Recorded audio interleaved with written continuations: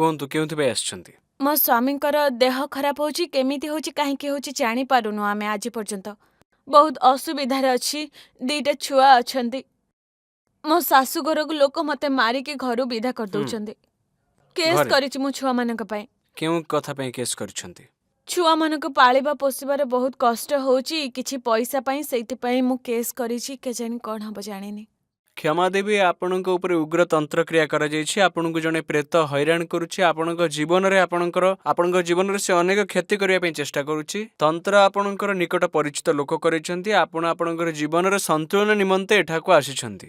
ଏଠି ସ୍ପଷ୍ଟ ଧନ୍ୟବାଦ ଭାବରେ ଗୁରୁଜୀ, ଲେଖିଛି। ଧନ୍ୟବାଦ। ଆପଣ ଆପଣଙ୍କର ଜୀବନ ସୁରକ୍ଷିତ ହେବାର କାମନା ନେଇକି ଏଠାକୁ ଆସିଛନ୍ତି ତଥା ଆପଣଙ୍କର କୋର୍ଟରେ ଯେଉଁ ମଧ୍ୟ କେସ୍ ଲାଗିଛି ତାର ସମାଧାନ ପାଇଁ ଆସିଛନ୍ତି। ଆଜ୍ଞା ଗୁରୁଜୀ। ବୁଝିଗଲେ? ଅତି ଶୀଘ୍ର ତାର ଫଳ ମଧ୍ୟ ଆସିବ, ଯାହା ଆପଣଙ୍କର ପକ୍ଷରେ ଯିବ। କୁହ ଠିକ ଅଛି? ମାତଙ୍ଗୀ ମାଙ୍କର